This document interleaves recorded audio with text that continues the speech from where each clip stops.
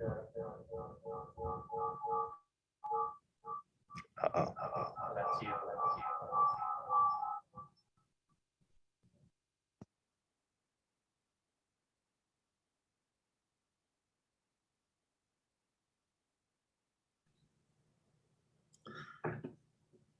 Hello, everybody. Can you hear me? I can hear you. Okay, we're gonna do just a mic test. Just Jessica, say something. Hello? Oh, did you? Did you hear that? Yes. Quiet, but I can hear you. Amanda? Good morning. I Oh, can you tell might- she you're said gonna- something. Okay, Okay. you're gonna have to speak up. I'm gonna, okay. Okay, Eric? Good morning. Yeah, I could hear Eric pretty well. Okay. Okay. All righty. We're up to 4 of you. Oh, that's right. It's only 10:27. My computer is. Are we gonna? Clock. I don't think it'll play.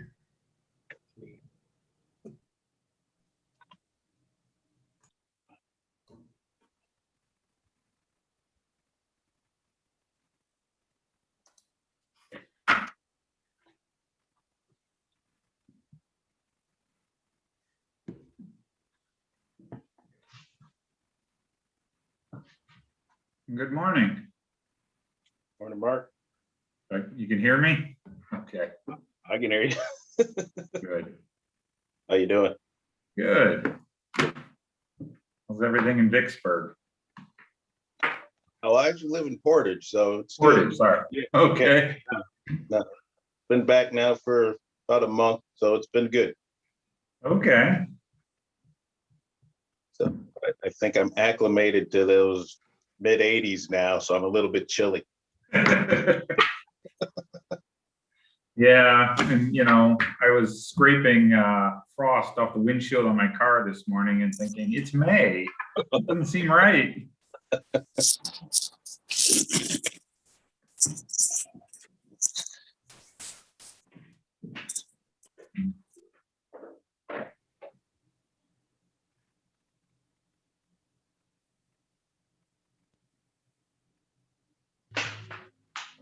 All right, good morning.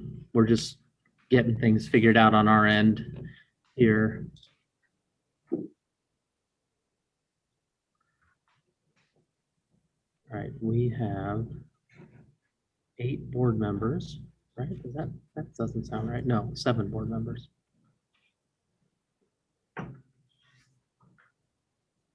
One, 2, 3, 4, 5, 6, 7.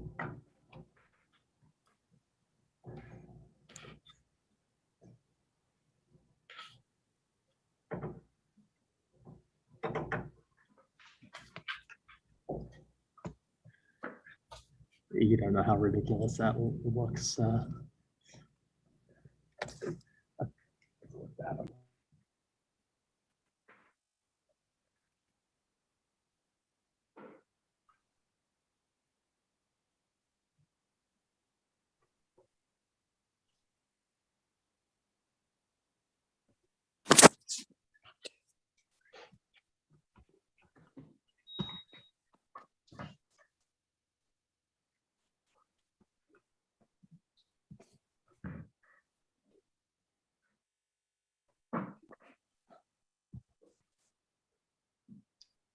Good morning.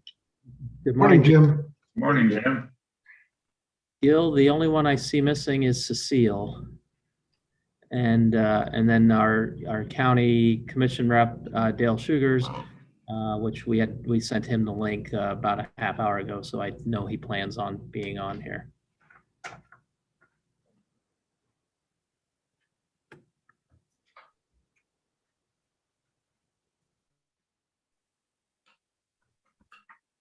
Hi, David. Are you in Florida or are you in Michigan? No, we're home. Had to come home to get our shots. Yeah, you couldn't get them in Florida. You weren't supposed to. You had to pull a few strings to get them, but we figured we'd come back here. Yeah, we'll be here till sometime later this fall.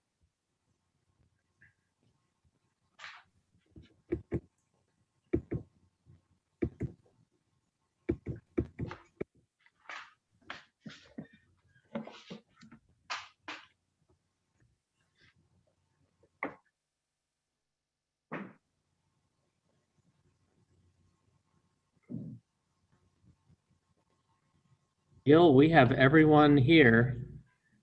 So you can Okay, start at any time unless you want to wait for Dale. no, we might just as well get rolling with it. Okay. So I will call the meeting to order and we'll begin with a roll call. Yes, and if you can, please remember to let me know where you're located as well when I call you. Kurt Ardema, I'm here and I'm currently in Portage, Michigan. Dave Buskirk, I'm here in Kalamazoo. Bill Calver, Present in Englewood, Florida. Nikki Miller, Present in Portage, Michigan. Greg Hamley, Present, Kalamazoo, Michigan. Cecile Mutch, Here in Galesburg. Eric Rankin, Here in Portage, Michigan. Mark Weiss, Here in Kalamazoo, Michigan. James Wood- Here, Richland, Michigan. Okay, all present and accounted for. The next item is approval of the board minutes from the March 11 meeting, which were distributed. Does anyone have any questions, comments, changes? Nope. There being none, they stand approved as published. And at this point, we go to the public comment. And the public comment time is when any member of the public can address the board on a non-agenda item. Anyone wishing to address the board on a non-agenda item should come to the podium, give their name and address, and please limit their remarks to 4 minutes. If anyone would like to speak about an item that was on the consent agenda, they could ask that it be removed. Are there any public comments?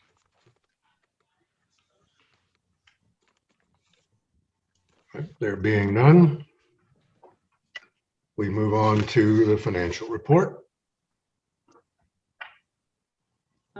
In your packet today, you have the February, March statements. Everything looks as expected to me. I don't have any areas of concern. I will note that parking expenses appear to be low.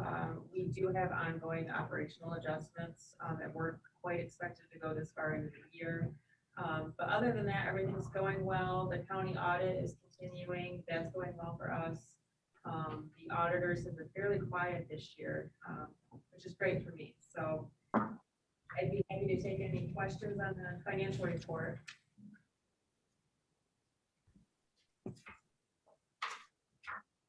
Anyone have any questions?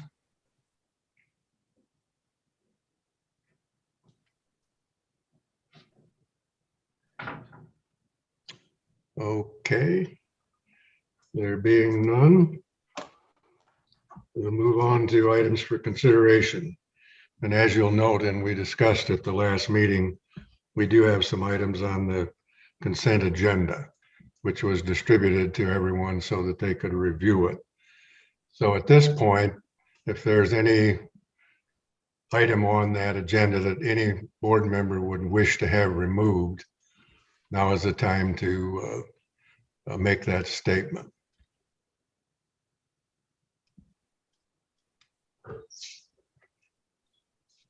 And if there are none, then the next step would be for someone to make a motion to approve. I move we approve the consent agenda. I'll second. We have a motion, we have a second. Roll call vote, please. Kurt Ardema, Yes. Dave Buskirk, Yes. Gilbert Calver, Yes. Hamley, Greg Hamley, Nikki Miller. Yes. Yes. Cecile Mutch, Yes. Eric Rankin, Yes. Mark Weiss, Yes. James Woodruff. Yes, All right, motion carries. And with that, we move on to the non-consent agenda items. First one Amanda. All right, this request is for a one-year land lease with Rodman Farms. This is something that we've done in the past, since we acquired that part of land. Again, the lease request is for $150 an acre for 68 acres.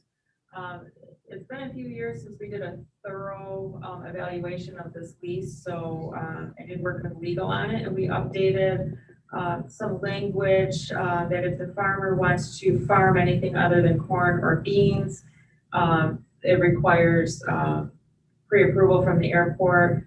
And then the farmer has in the past knocked down the crops after harvest to help with wildlife. We've added language in the lease to require that as well. And this is a one-year lease again to keep our flexibility with that parcel of land.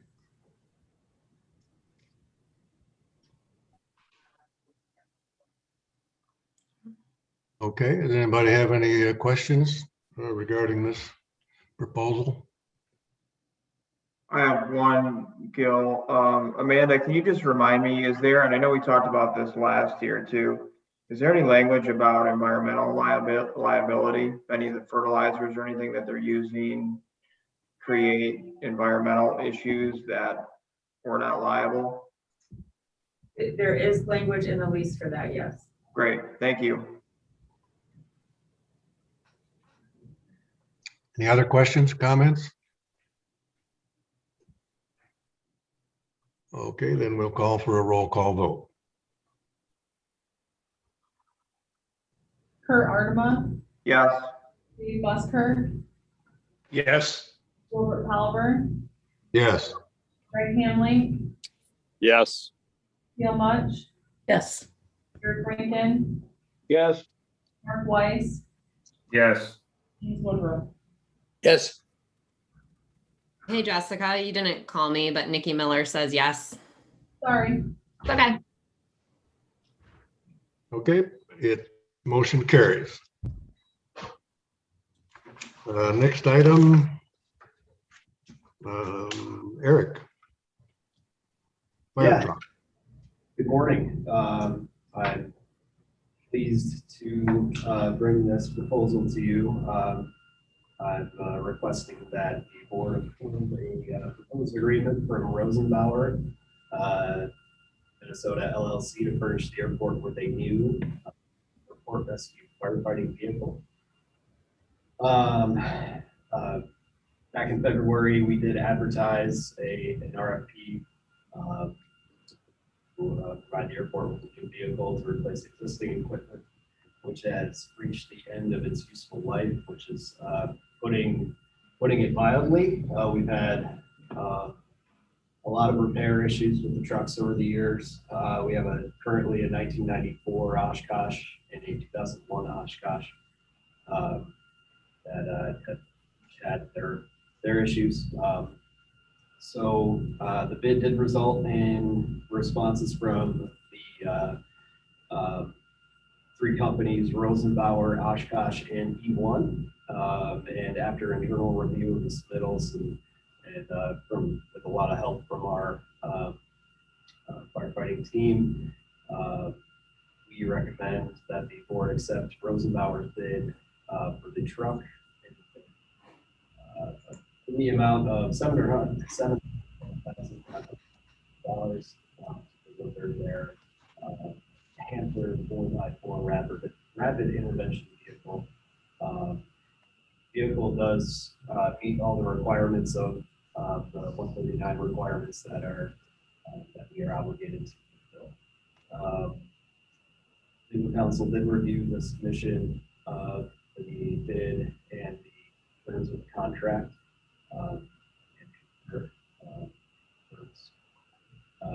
And once the bid is accepted and approved, delivery of the vehicle will be made, it says in the contract, 395 days after the receipt. So it's going to take a while to manufacture and build the truck, essentially from scratch. So we're looking at delivery of the vehicle next year, July timeframe.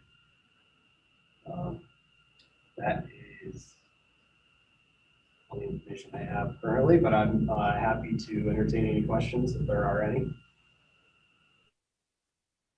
I have a couple. What do you do with the old truck? They will have to be appropriate word. It will be A surplus. disposed of through public auction. Any idea what value they have? I don't. That 90 is, this is the 94? Yeah, it won't get much. What were they? The original purchase price was maybe 300,000 around that time.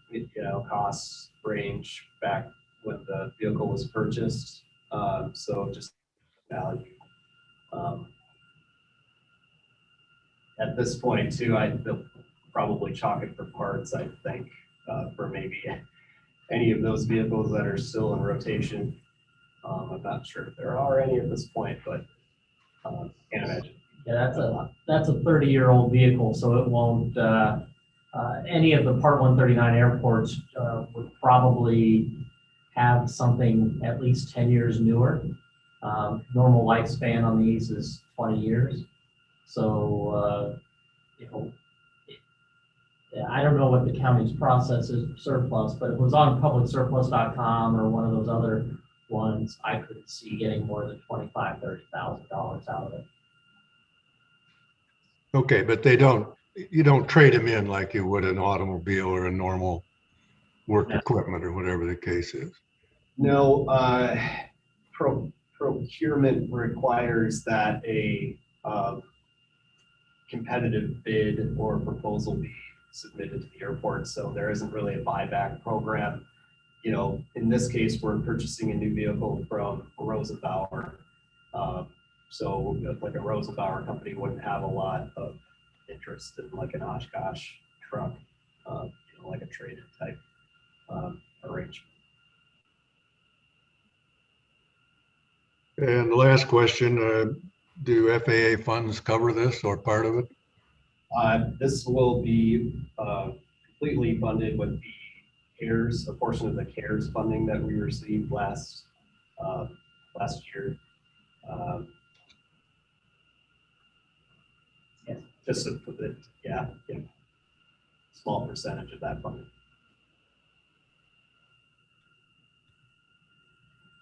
Okay, anybody else have any questions, comments? It's Cecile. I have one. Can you tell me that we have adequate functionality of the existing equipment until the new one is delivered?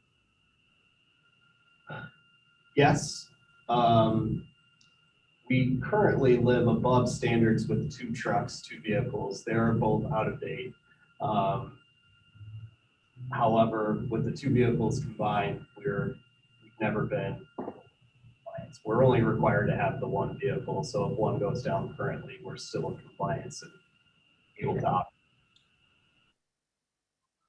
Thank you.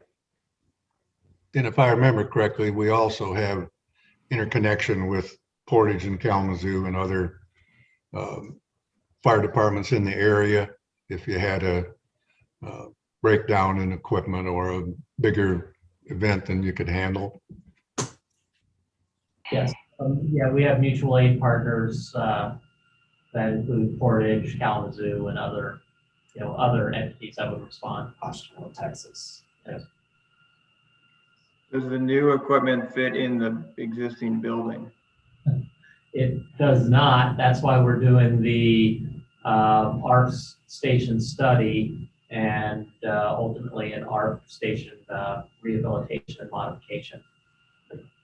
And the timing aligns on that. How? From a delivery of this to? Yeah, because delivery would be in June, and if all goes well, we'll have all of that done before delivery. That's the plan anyway. Right. You could be in a later phase of the total rehabilitation of that building. I'll say, Kurt, it's a good question. We'll probably start with the apparatus bay, just to make sure we can accommodate that new vehicle and then move on to the other spaces. Okay, thank you. Question about the terms in the contract. With there being so many delays recently, is there any verbiage that they've put in, if they don't meet the 395-day deadline?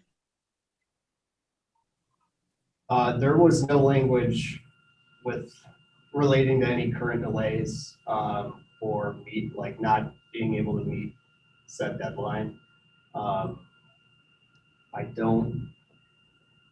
I think they built that into their ETA currently as it stands.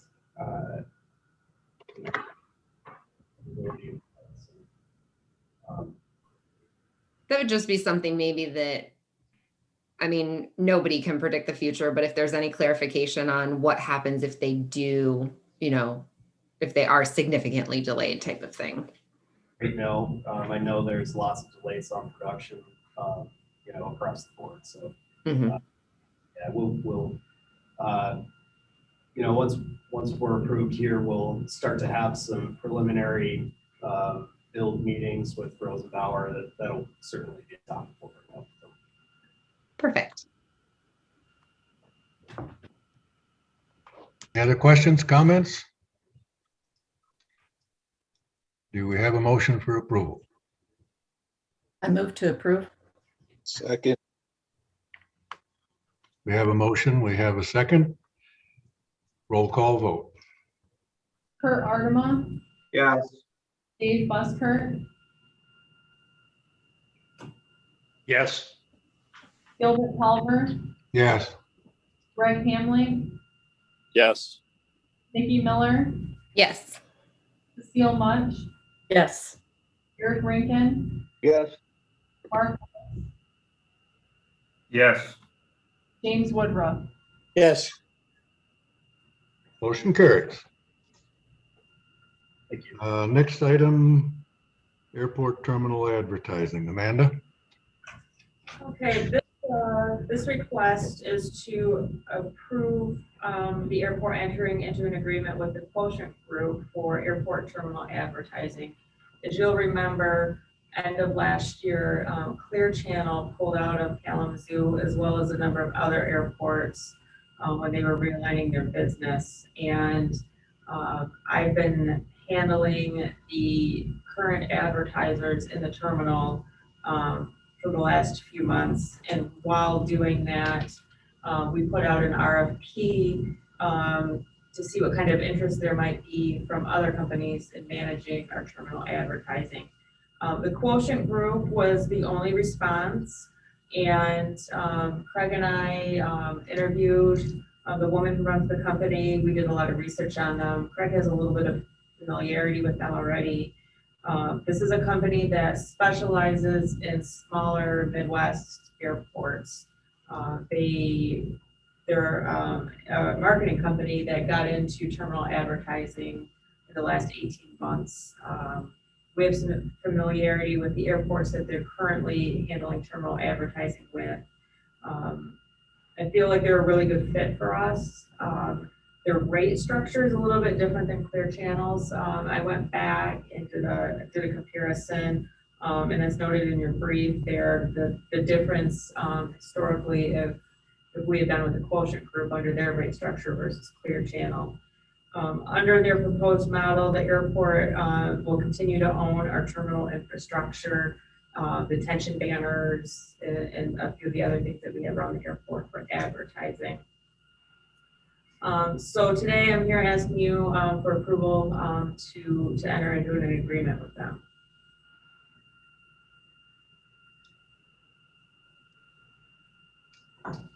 Any questions? I have one, Gil. Amanda, who invests in the new, if we need new infrastructure? So if we need new equipment or maintained equipment or technology changes, is that on the airport to upgrade? It would likely be the airport. It would be a conversation with us and the quotient group, what would be the best fit here, to decide if something new were needed. The nice thing about that is if we do have another company change, all of the infrastructure stays put like it did when Clear Channel pulled out. I'm thinking if we went to, I mean, you see all the digital message boards on the billboards, the road signs for different businesses, and I know we've got some of that, but if we switch to more of that, there's pretty significant investment. But it sounds like it'll be discussed as we go, and they're taking over what we have right now as is, if I'm not mistaken.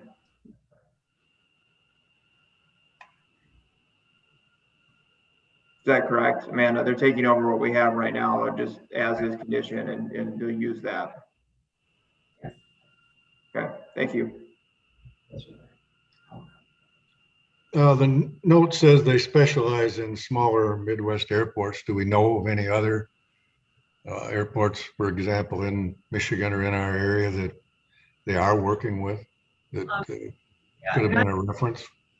Not real close to us. The one that I really took a hard look at is Appleton, Wisconsin, because we know how similar they are to us. They do work in Appleton, Tri-Cities, Tennessee, Springfield, Illinois, for the advertising, right?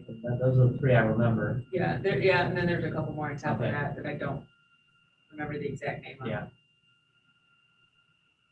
Well, when you only get one response to a RF, right, it naturally raises a little concern. Right. You know, why is the market so dry? Why are they the only one out there? It's interesting. We did open it up to local folks maybe interested in doing that, and actually reached out to a couple companies, but nobody responded. You know, we're small. That's a lot of work for a small amount of revenue. So there's not as many companies that are in there that are in this space for that. Okay. Any other questions, comments? With looking at their website and everything, I know they do the in-terminal advertising. I also see that they do, quite a bit of other advertising and social media work. Just wondering if that's something we could keep open for the future. If we do like the work that they're doing in terminal, not to step on the local company that we're using or anything, but just, did you guys look at and consider? Well, I have a relationship with the owner based on her work, her marketing work. She's done marketing work for a number of airports and air service, not necessarily development work, but air service promotion. So it's something I would seriously consider, in working with them. She actually used to be the head of marketing at Appleton Airport. So I've known her for a long time. They have the skills. It's a good company that can do some of that work. If there's work that I would say that they might have an advantage over using the local, then I would certainly consider that. Okay. No, I'm looking at their website and their team and everything. I'm happy that they replied. Any other questions, comments? I'll entertain a motion. So moved. I'll second. I have a motion. We have a second. Roll call vote, please. Kurt Ardema, Yes. Dave Buskirk,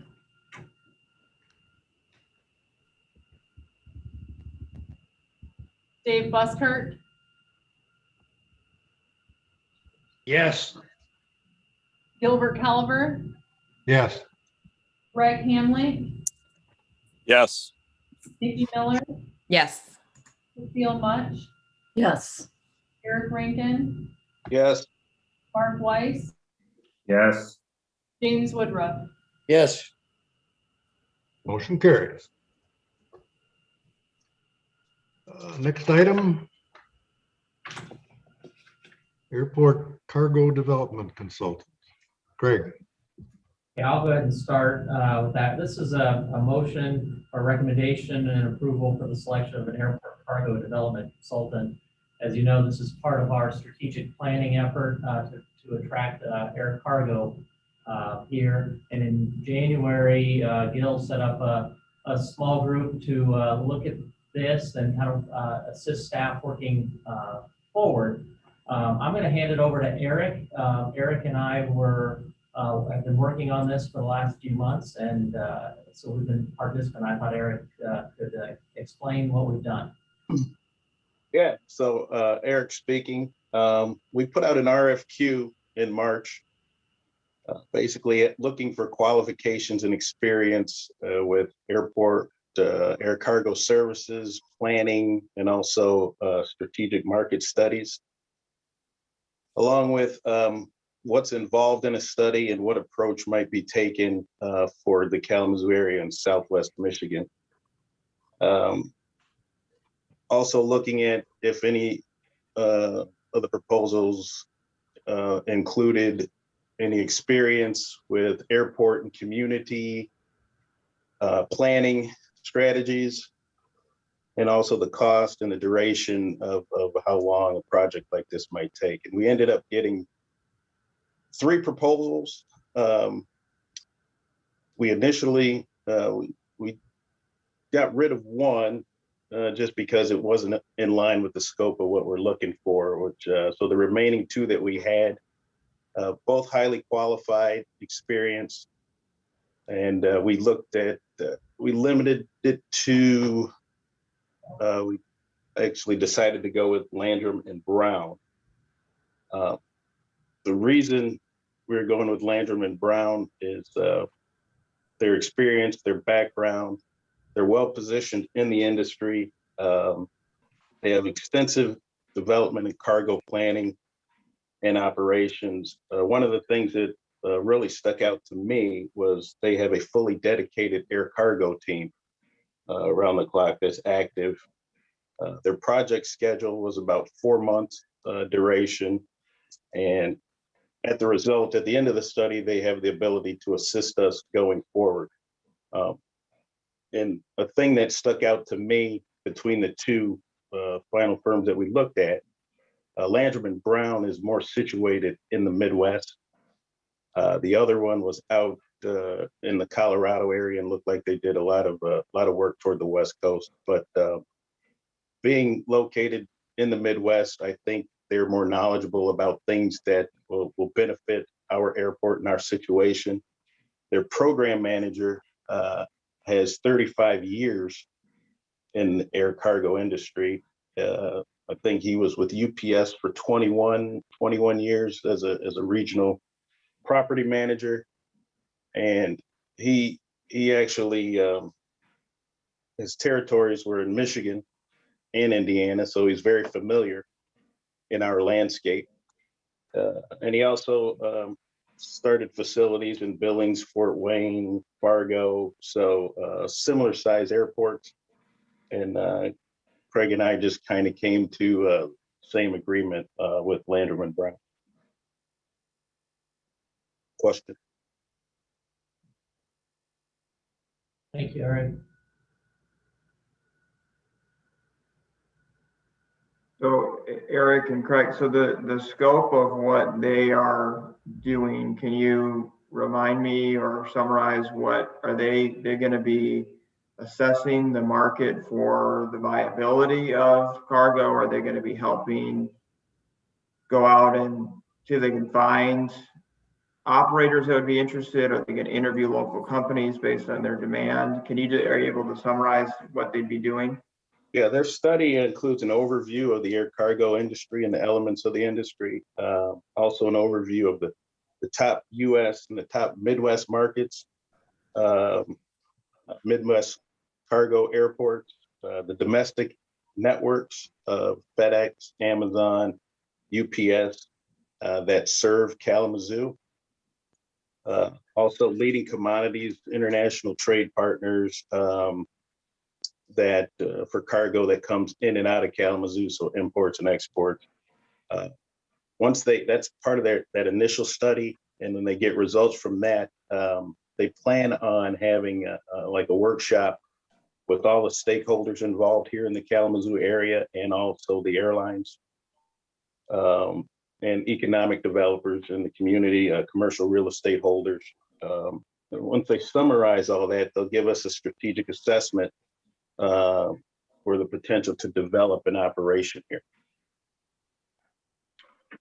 Is there a plan to have Southwest Michigan First involved early in the process beyond just that workshop, but just maybe loop them into this dialogue a little bit? I could see there being some benefit in having them engaged in the conversation. Yeah, Kurt, discussions with Southwest Michigan First about getting them involved early on. Yeah, that's my question. Yeah. So I couldn't quite hear you, Craig. They are involved?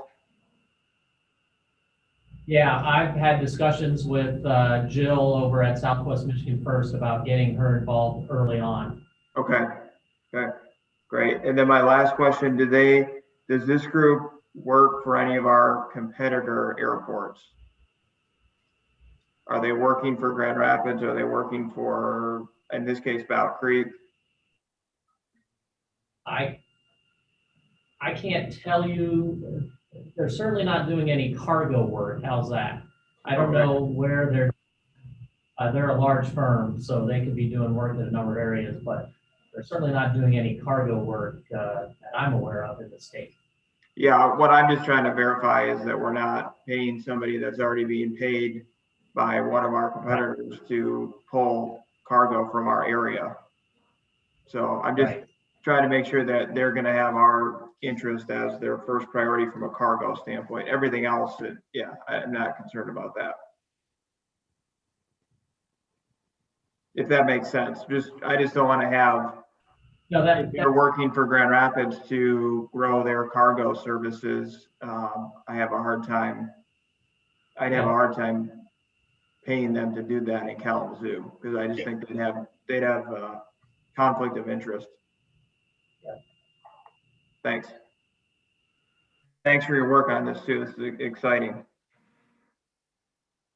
One thing that might play into your concern would be some sort of a non-disclosure agreement, to where the contract you have with any party just says you're not going to share any of the information that you either absorb or get from us with anybody else. And that might be the way to tackle that, because it may be difficult to get somebody that they're going to do something for us in Kalamazoo and then they won't have anything else in the Great Lakes area or something. It's not likely. Sure. And I share your concerns. You don't want to be opening up the box and saying, well, here's what we have, and somebody else comes and gets it, steals your Christmas presents. Right. That's a good idea.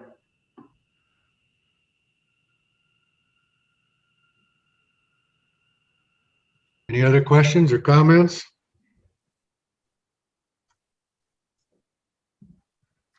I move we approve the selection of Landerman Brown. I second. We have a motion. We have a second. Roll call vote, please. Kurt Ardema, Yes. Dave Buskert, Yes. Robert Halver, Yes. Greg Hamley, Yes. Nikki Miller, Yes. Cecile Much, Yes. Eric Rankin, Yes. Mark Weiss, Yes. James Woodruff. Yes. Motion carries. Next item, lease extension with Tailwind. Amanda? This request is to approve a one-year lease extension with Tailwind, who handles the restaurant and concessions on the secured side of the terminal. This is not on your consent agenda because this is not written into their lease as an option. They're at the end of their 10-year lease.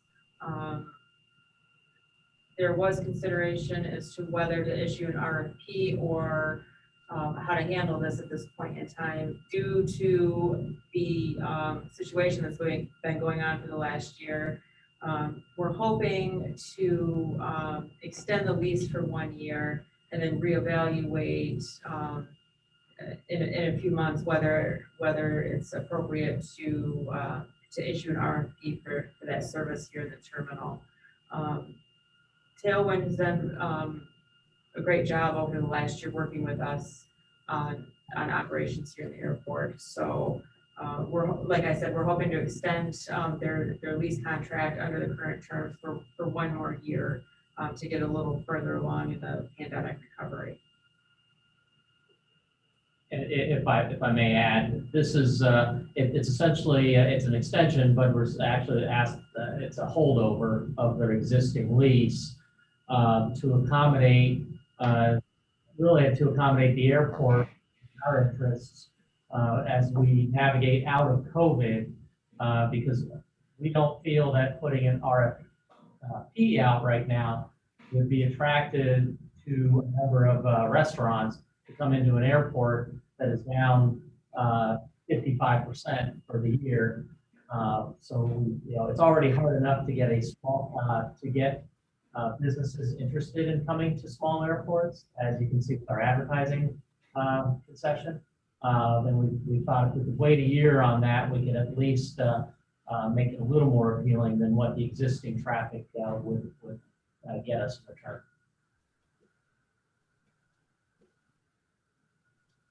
Yeah, that's certainly what we find we're doing at Kellogg with all of our existing vendors as well, because there's really no volume to leverage with a new provider. So extending is the smart thing if you've got good service. Yeah, I think it's a good approach as well. I've been flying through most of the last year, and the service there, the people are always friendly and they're open. And I've been in a lot of major airports in the last 12 months where there is almost no food service. Yeah. And several occasions connecting through Detroit.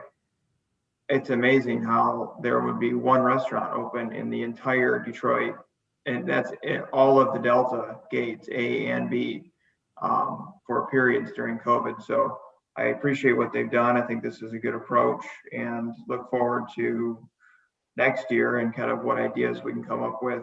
But I think they've done nice work and appreciate what they've done. Is there any type of an operational requirement, Amanda, that they be open while we have flights? That is written in their contract. We have been working with them over the last year of, regarding what level of service during this downturn is appropriate.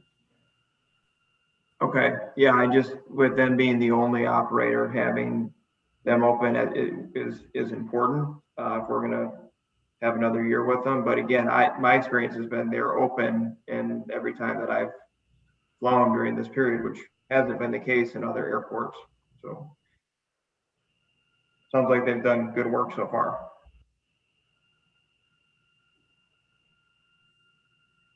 Has this proposal been discussed with them? Are they on board? This has been discussed with them, and I do want to point out, I wrote on the brief that legal counsel is reviewing. Legal counsel has completed their review, and the draft has been sent over to them, and I think they're excited about a 1-year extension on this.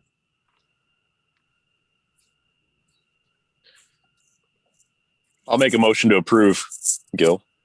Okay, have a motion to approve. Do we have a second? I'll second. Have a motion, we have a second. Roll call vote, please. Kurt Ardema, Yes. Steve Busker, Gilbert Colliver, Yes. Yes. Greg Hamley, Yes. Vicki Miller, Yes. Cecile Much, Yes. Eric Rankin, Yes. Mark Weiss, Yes. James Woodruff. Yes. Motion carries. Next on the agenda, ARINC. Rack space. Amanda? This is a request to approve a new communication rack lease with Air Inc. They are an airline communications company, and they rent space in our communications rack for their equipment. This lease is for 5 years with no extension options. One change that I'm looking to make to the lease is this lease had the annual lease amount written into the language, and I'd like to move that over to our rates and charges, just to bring it in line with our other leases, and to give us our flexibility that we like to have. That the rates and charges request is later on in the agenda. But this did go through legal counsel review. Timeframe would be through the end of April of 2026.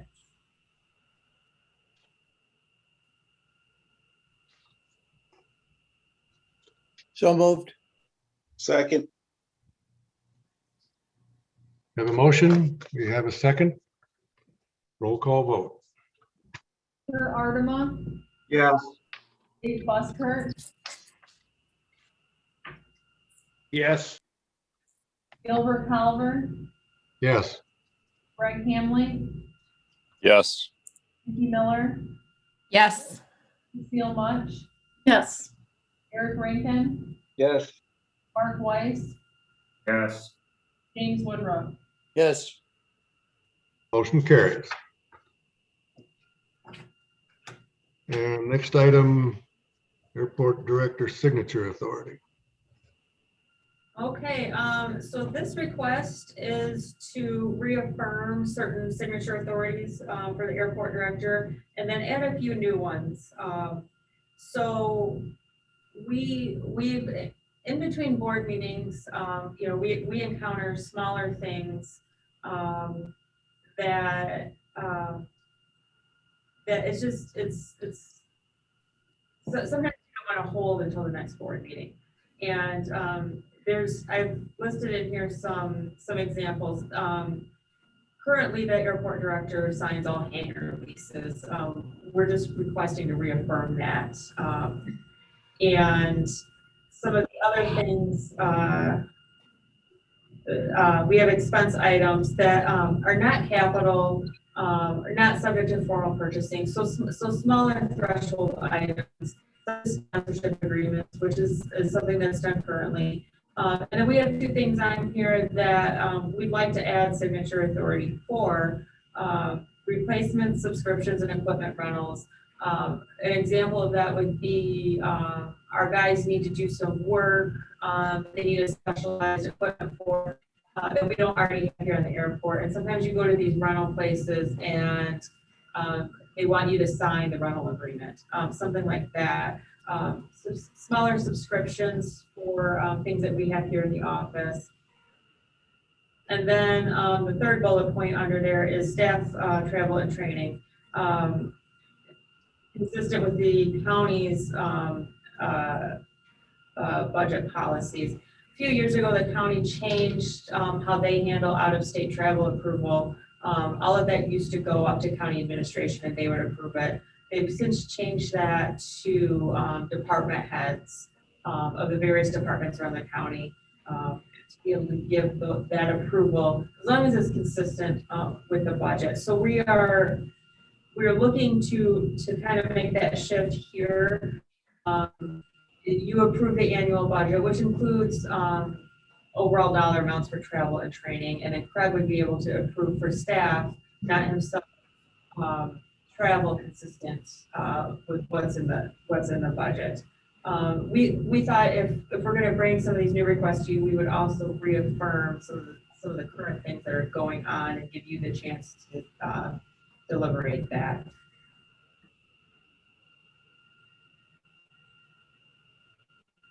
Any questions, comments?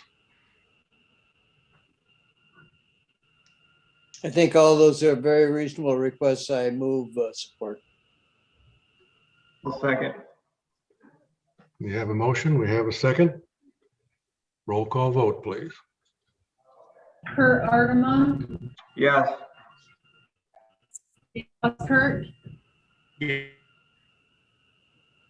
Gilbert Palver, Yes. Greg Hanley, Yes. Nikki Miller, Yes. Cecile Much, Yes. Eric Rankin, Yes. Mark Weiss, Yes. James Woodruff. Yes. Motion carries. Next item, blanket resolution for receipt of MDOT grants. Okay, this is a request to approve a resolution allowing the board secretary, also known as the airport director, to execute the MDOT grants through the end of the year. As Gil and Jim can attest to, when we receive these smaller grants, think about like the water bottle filling station, and the financial assistance with ARF training. MDOT wants us to turn these grant agreements around fairly quickly. And then in the last year, they've added a digital signature platform that none of us can seem to really actually get the hang of. So there's a lot of jostling around, tracking down our signatories, getting these signed, getting board approval, things like that. MDOT reached out to me a couple weeks ago and recommended that we look at doing this sort of a resolution. Other airports in Michigan do use it. It gives one person blanket signature authority on smaller grants and helps ease the processing burden when the paperwork gets sent to us. So MDOT actually only allows these resolutions on a calendar basis. This is something, if approved today, would come back to you each year earlier in the year to reconsider. Move approval. I'll second. We have a motion. We have a second. Roll call vote, please. Kurt Ardema, Yes. Dave Busker, Yes. Gilbert Palver, Yes. Greg Hanley, Yes. Nikki Miller, Yes. Cecile Much, Yes. Eric Rankin, Yes. Mark Weiss, Yes. James Woodruff. Yes. Motion carries. And last item, approval of communication rack fee addition to rates and charges. So this request is to add the rates and charges language for the communications rack fees. And Craig is pulling up for you to see the exact language on the screen here. I wrote this to try to make it as clear as possible. Exactly what the fee is, and I'm talking very slowly while Craig pulls it up for you to see. That's you.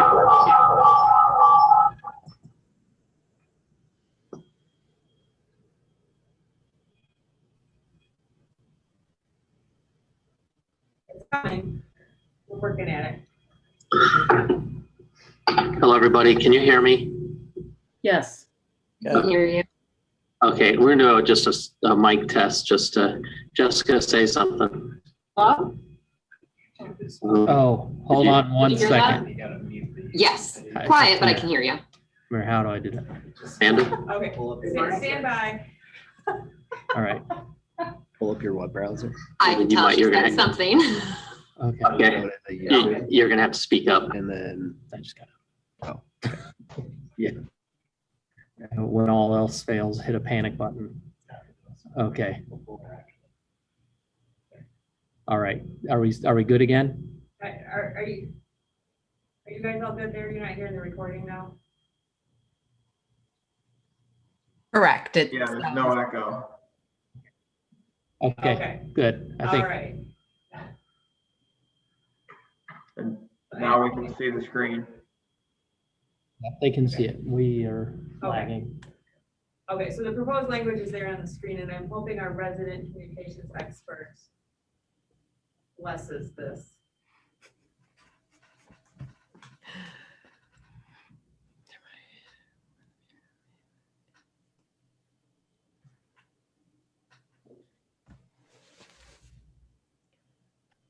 I don't know why it's not showing properly, but Okay, so, are you guys seeing it on your end? Yes, We can see it. Any questions or comments for me? move approval. Second. We have a motion, we have a second. Roll call vote, please. Kurt Artemon, Yes. Dave Buskirk, Yes. Gilbert Culver, Yes. Greg Hamley, Yes. Tracy Miller, Yes. Cecile Much, Yes. Eric Rankin, Yes. Mark Weiss, James Woodruff, Yes. Mark Weiss,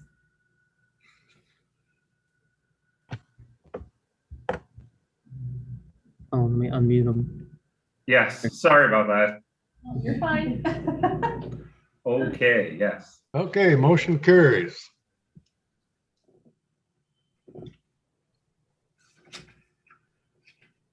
Okay.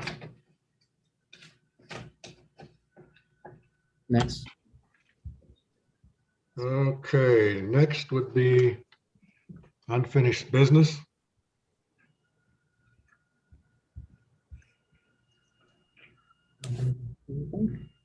Hearing none, item 8, new business. Does anyone have new business to bring up?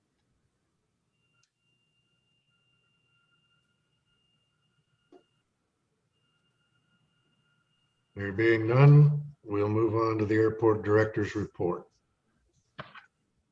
All right, thank you, everybody. I've just put together a couple slides that we can go through some stuff that we can visually see something else besides my my ugly mug.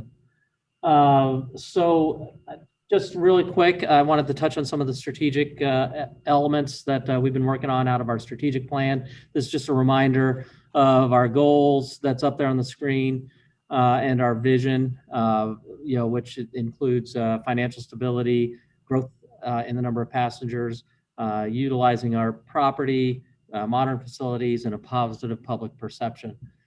With the vision including the growth in passengers, securing scheduled air cargo service, and developable land shovel ready. So I just wanted to give a quick update on how we're doing on those. I think we're doing well. We had a meeting in February with Peter and Peter Dams, and we meet with him again. I'm just going to go down the list. Please, if you have any questions, don't hesitate to ask. Develop a plan to grow and diversify revenue. We've actually pushed that date. We had it for earlier, but we pushed it to September 2021, and just to align it with the budget process that Amanda's working on. So it just kind of harmonized as we were laying out what we needed to do to grow, to develop the plan.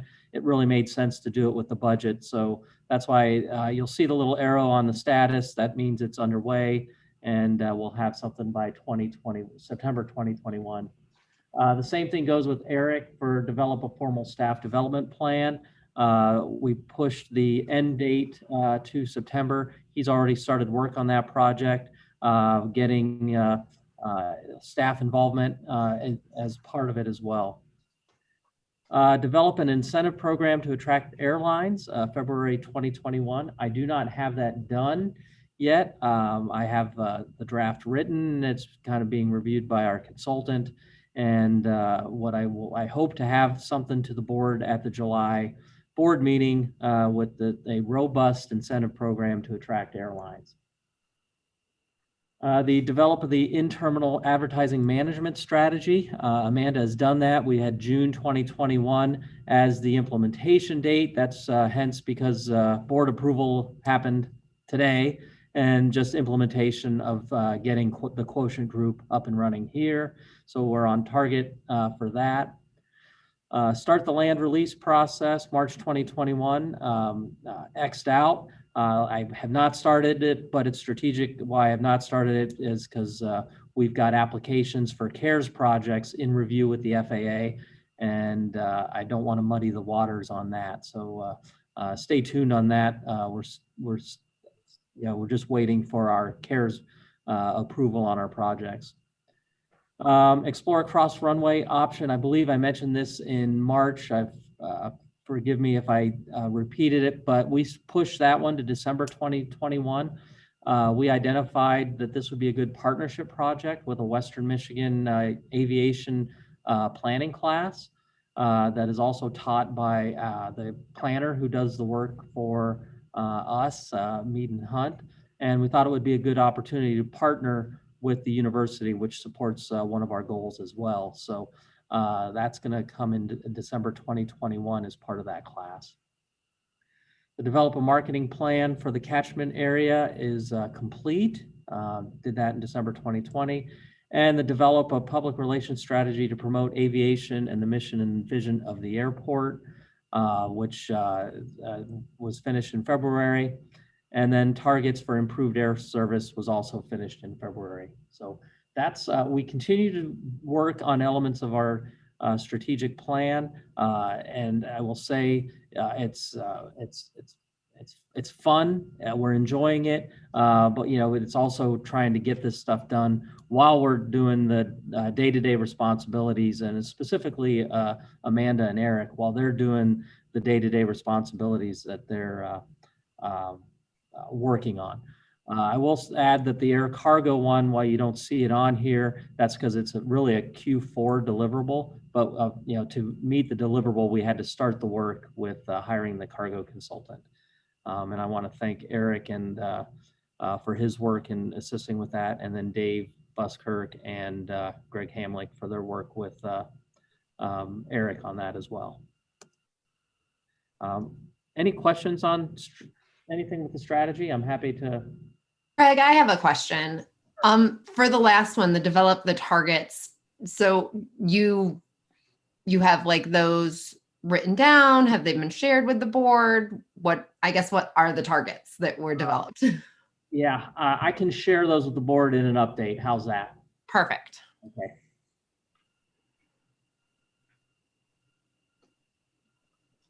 All right. With that, air service, just wanted to give an update on air service. We don't have April numbers yet, just because it's the 13th. They're not supposed to turn them in at least until the 10th, but there's always one that's a straggler. And you pick your poison, one of them is going to be behind. But our numbers for March of 2021 are up over prior performance in COVID. They're obviously still down year over year. They're down about 19% March 2020. You have to remember March 2020 is when the nosedive hit, but the first half of the month was really strong for us. So it hit, I think, March 13, you can really see it down. April numbers, I'll jump to them in a second. But one thing I did want to highlight is you notice the load factor is 65%, which under normal circumstances, I wouldn't be trumpeting. But given that Delta is only flying with 60% of their seats, they're pulling out a third of their seats. I just did the numbers, and if they were selling in the same, all things being equal, if they were selling, our load factor would be around 82%. So I'm really pleased with that. They started opening up their seats in May. May 1st, I believe, was their date for that. And so we're gonna be able to get, I'll say, a really good, apples to apples comparisons as we move forward. So I wouldn't focus too much on load factor on Delta specifically. But American and United are strong. I mean, those are numbers that, from a load factor standpoint, we were having pre-COVID. So that's encouraging to say that. Greg, though, can I ask one question on that? So pre-COVID, though, they were both, American and United were running 3 flights a day, right? And Correct. American's running 1 to 2 and United's running 1. So it's Correct. different number of aircraft, right? Oh yeah. So it's certainly, I wouldn't go in there and try to stay on the seats. What I'm saying is what they are selling, the loads are there. Yeah, thank you. And that's going to be the number that they're looking at for when they continue to, say, should we put seats in the market? For example, and I can't tell if this is a long-term thing, but United is putting a 76-seat aircraft in for the month of July. So I have to guess here. There's of course so many factors that goes into network and route planning, but I have to guess they wouldn't put a 76-seat aircraft if our load factor was struggling in there. So that's encouraging. But again, it's better to look at trends versus potential blips. Since I don't have April passenger numbers, I use the TSA numbers as a guidepost for that. Through April, actually it's April 26th. It doesn't have all of April's numbers yet, but we're down 55%, nationally down 53%, and that's through April. That's year to date through April 26th. So we're still down. The good news is, we were budgeting to be down 60%. So we're actually a little ahead of that from a budget standpoint. That doesn't mean I'm happy. It just means when you're looking at things, at least it's better than what we thought it would be. But nationally, we're tracking 2% down from the national average. And really, I think that's a little artificial just because the leisure airports are not down as much, but business and airports that cater to international travel are down significant. And then I'll be getting a better update as I attend the Routes Americas conference in June, where we plan on meeting with a number of the airlines, certainly our existing airlines, and then we have a number of targets that we're trying to hit that we think are good fits for Kalamazoo as well. I wanted to hit the marketing and social media because we've done a lot of moves with it recently, and I think we've had some good results. The digital advertising for February, March, and April, we're averaging 63,000 monthly impressions that are leading to about 1,100 website visits per month. Which is significantly better than the statistics that we're getting from some of our other sources, other advertising spends. So we're very happy with what we're seeing there. And interestingly, and they've got tons of data on this stuff. It's almost scary how much data they can get from us watching TV. But 52% of the impressions or the watches of our commercials are women 35 to 54, which is not necessarily surprising. I've seen a lot of travel statistics, and women of that age group do a lot of purchasing of travel for themselves and their business travel, but also families as well. And then social media, Elemental took over starting April 12th, and immediately seeing results. Social engagement is up 20%, and page views are up 71% in the first month. And we haven't even, that's really just getting ramped up. It's not entirely across all the platforms. For those of you who are Twitter or Instagram users, we're still working out a couple kinks of getting that all lined up. So, but it's going well. If you're on Facebook, you've probably seen a little more action from our page, and it's good to see. Airport operations and projects, just wanted to give you a heads up. We are doing an emergency drill here. It's our triennial. It's done every 3 years. It's a live action response. where we coordinate, Gil, just like you were mentioning earlier, our mutual aid partners. We work with our mutual aid partners around the area, and that includes the fire response, but it also includes working with hospitals, other entities within the county, the Red Cross, stuff like that. That's a week from tomorrow. Eric and his team has been working a lot with this. We got an extension because of COVID that we did not have to do it in 2020. So here we are in May doing it.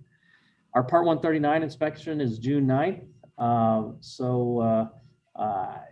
That's just the annual inspection that comes out, checking of paperwork, checking of ARF response, nighttime inspection, just basically a thorough review of our safety plan, our airport plan, as well as our procedures and our records and our documentation.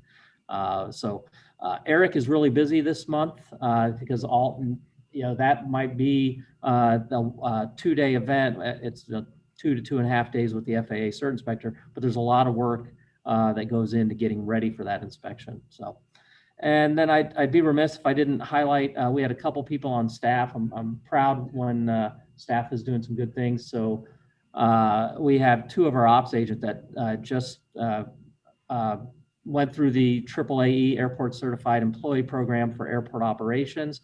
Lauren Graney and Zach, and I can Schwehoff. Okay, I can never say his last name. And both completed their certifications, and that just pays dividends in the professionalism of the organization. So I'm really proud that they are doing that.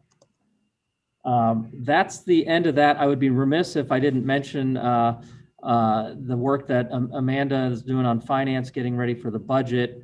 And I didn't put a slide there because the whole darn agenda was all about the work that she's been doing on airport properties, airport business related things there. So we've got a lot going on. We're happy. I'm happy with the staff, the work that they're doing. We're working from home. We're in when we can be, and we're still doing our best to work through all that. So, any questions? I have a question, Craig. Yeah. Any follow-up on the situation where you had the PFAS discharge in the sanitary sewer?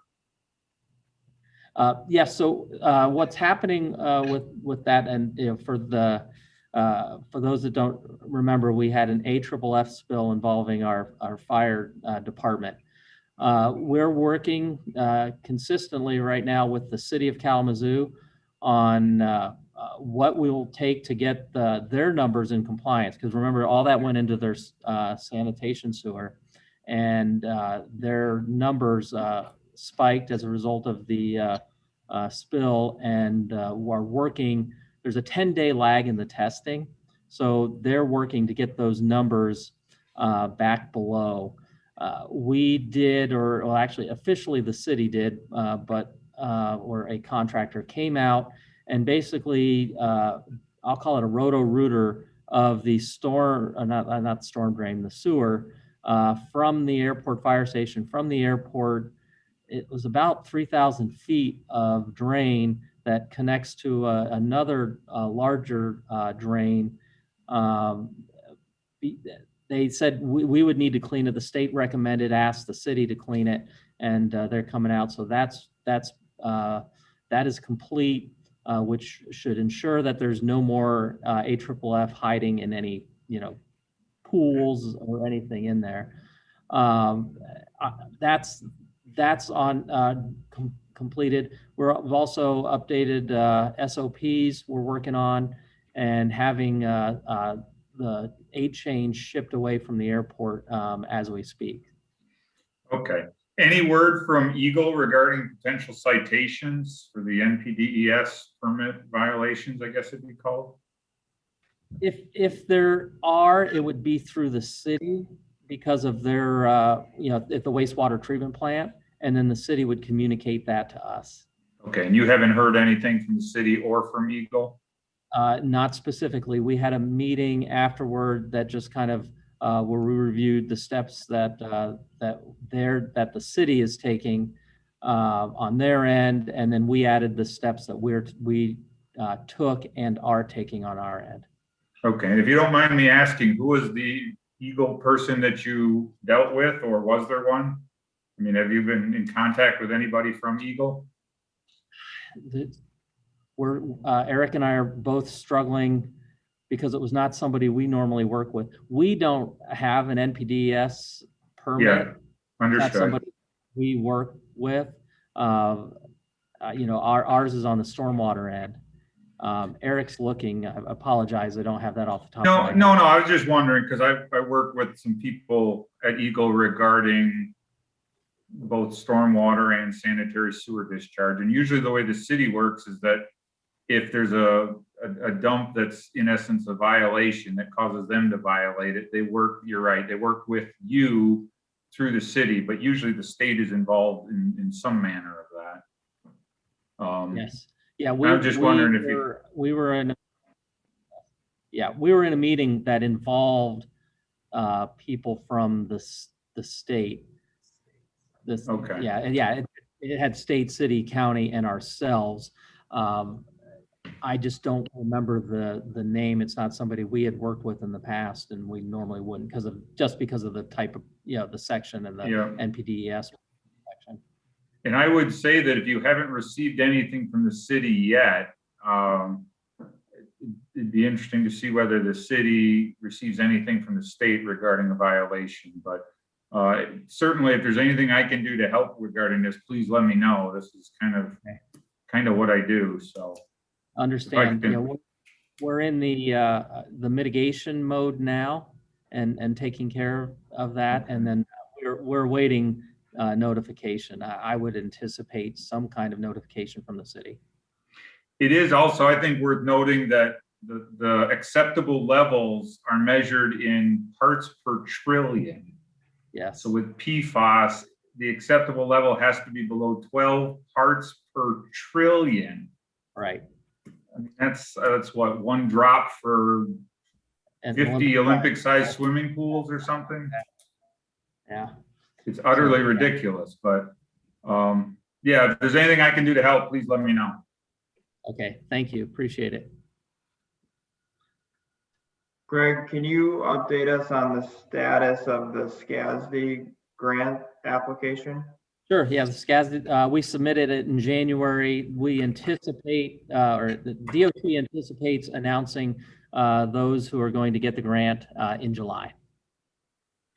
Do we have any sense of where we stand, or does our consultant have any sense on where we stand? No, nothing different than when we submitted, and we feel that we have a compelling case for that. The only thing that I would say offers any potential concern is that we had one from 2011 that was outstanding until last year.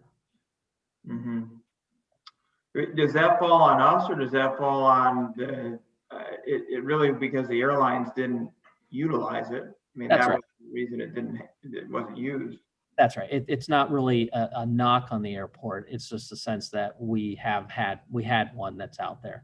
Yeah, I mean, these grants, you know, we can get the grant, but you know, it's kind of like, you know, it's getting the horse to water, you know, but they still have to drink it. And that's what these grants do, is they help us find the river, but the horse still has to drink it, i.e. the airline. And is it specific to our request, which was American to Charlotte? It can't be applied to anybody else, correct? Well, yes, well, we wrote it a little more vague that gives us some flexibility, but it's not going to be where, you know, if Alaska Airlines came in and said they would offer service to Seattle, it wouldn't be able to be that kind of. Yeah. Okay. And we talked a little bit at our last meeting about a couple of these new startup airlines, Breeze being one of them. I think Eric brought that up. Have you had any further dialogue with their team or learned any more about their potential operations? Well, I know Breeze. I have, you know, informal contacts with a gentleman there that used to work at Allegiant that I'm friends with. They're looking right now at mid-size airports to build out their initial network. So when I and about 100 other small airports are trying to get on, I'll call phase 2 of some of their expansion plans. But that's an airline that we hope to have even deeper conversations with when we're down there in Orlando or for the Routes Americas conference.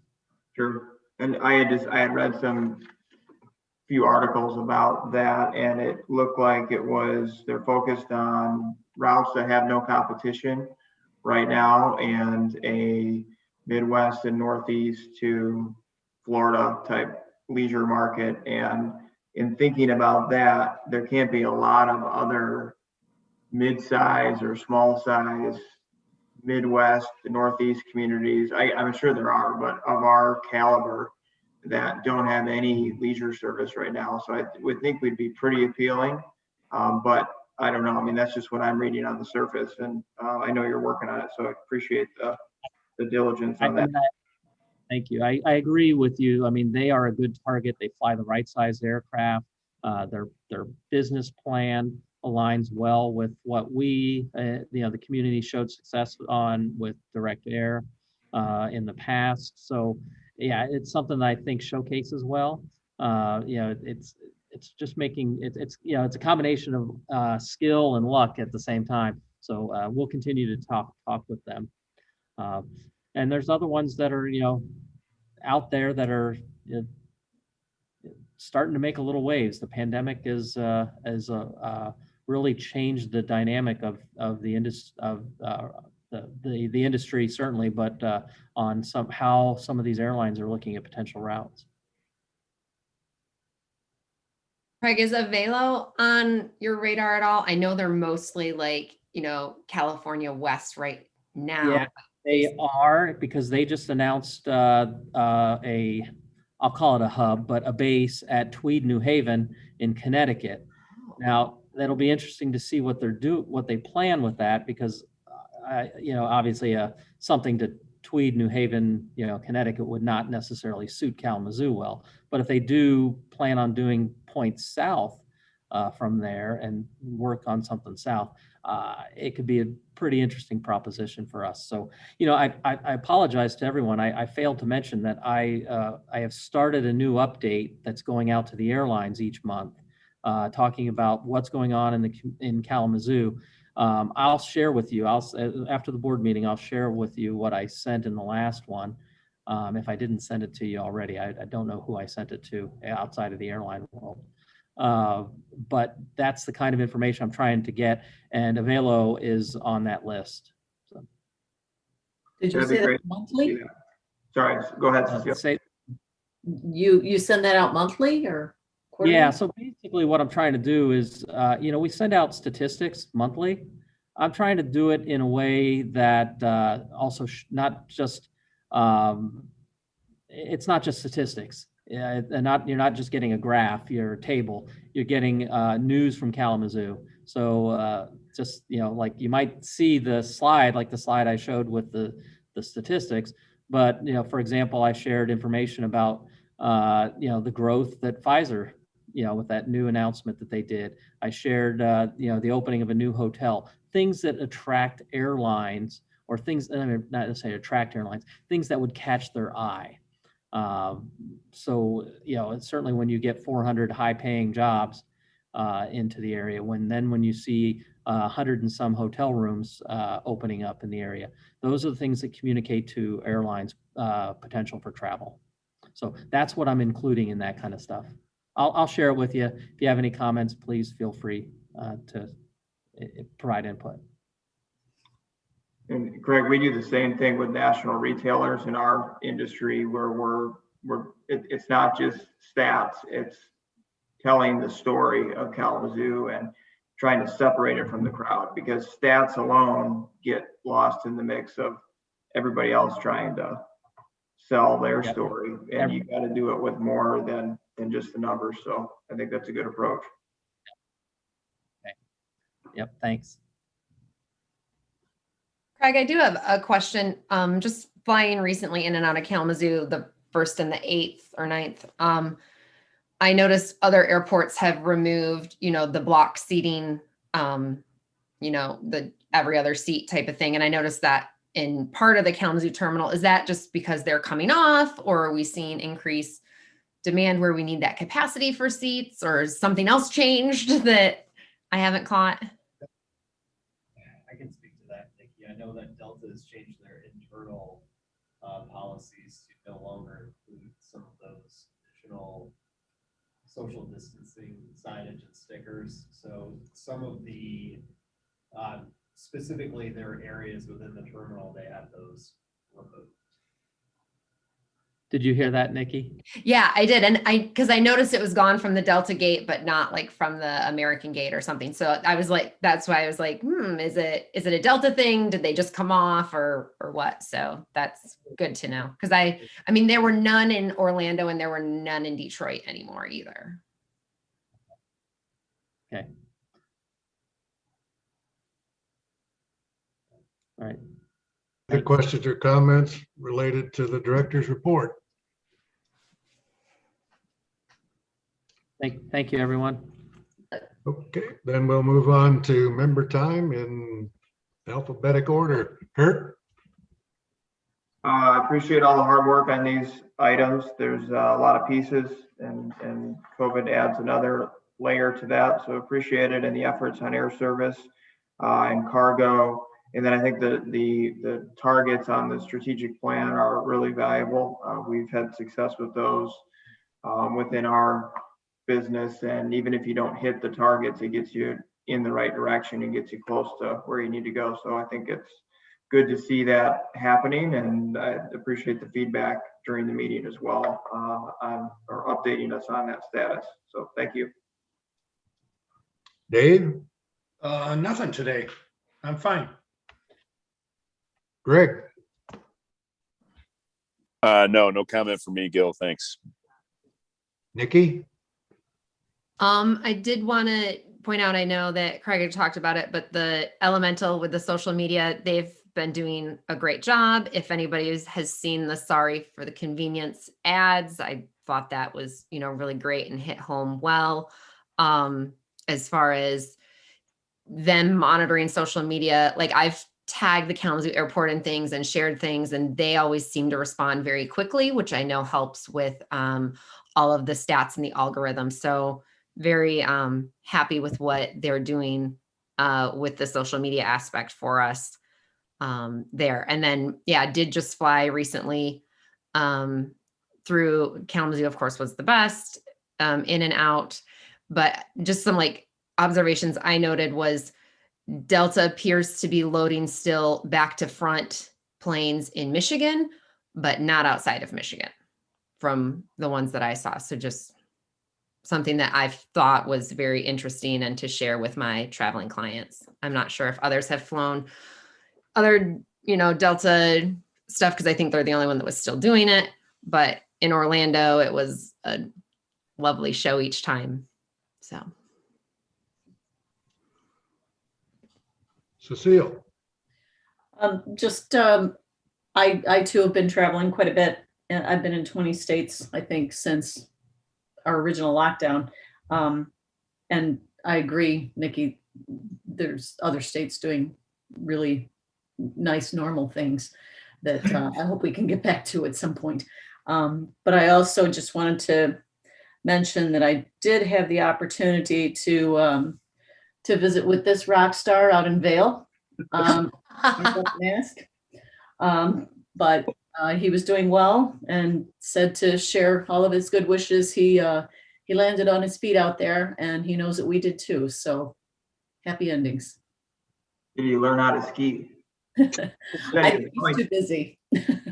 They had a big addition to the airport when he showed up, and so he's been immersed. Let's just say, but he's very happy. So, and he looks great. Eric? Sorry, I did have a question. How is that testing going at the airport on site? Is that being leveraged for travel, or is it just convenient for other people to stop in? Do we know?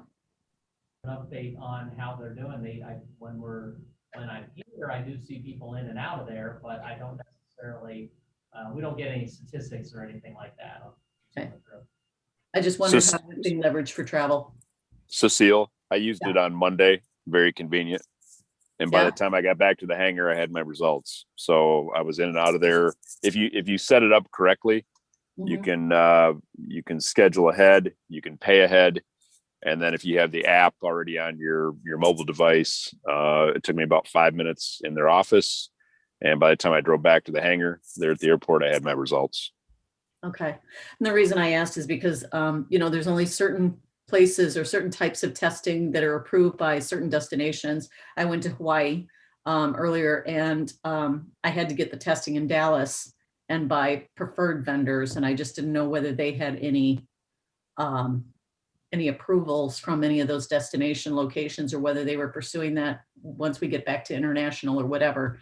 I know those guidelines are still being formed, but that would be a great boon to us if they had any kind of reach. Right. And I can't speak to that on the approvals. I do know that this week, I believe through the National Business Aircraft Association, working with the CDC, they did another option, and it's primarily obviously for the business aviation side, but I don't know if you could use it on the airline side, but they did approve some home kits that are you're able to do to meet that 72-hour requirement coming back into the US. So you could do it on your trip home, let's say on your flight. I don't have any of the details on that, but I did see that earlier this week. Okay, thank you.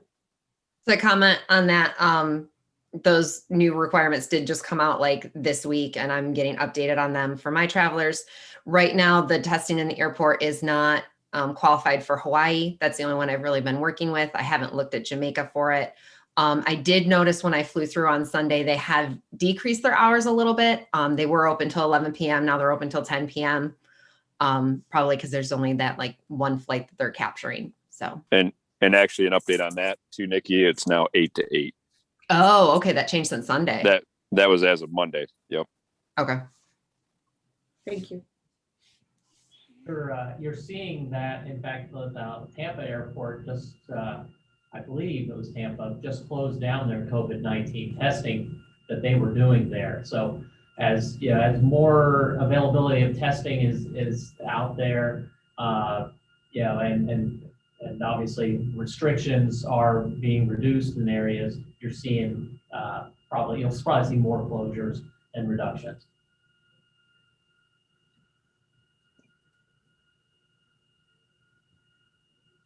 Okay, Eric.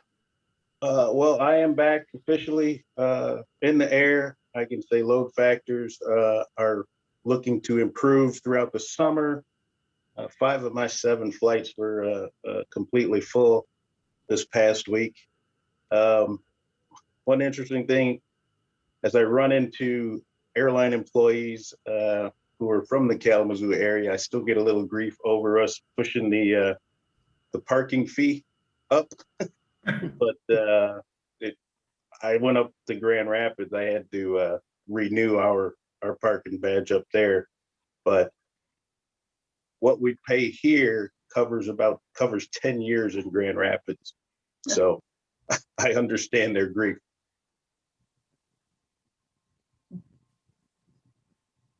That's it. Okay, Mark Nothing for me. Thanks. and Jim. Well, Gil, I guess I only have one comment, and that is that the weather is so nice up here. It might even get to 70 this weekend, and you can come back now. Oh, can I? All right. We'll be flying up tomorrow. I think he's the smartest one in the group. Sorry. Okay, anything else anybody'd like to bring up? If not, we'll look forward to hopefully seeing everyone face to face in July. Meeting adjourned. Goodbye, everybody. Bye, everybody. Ooh. Thank you.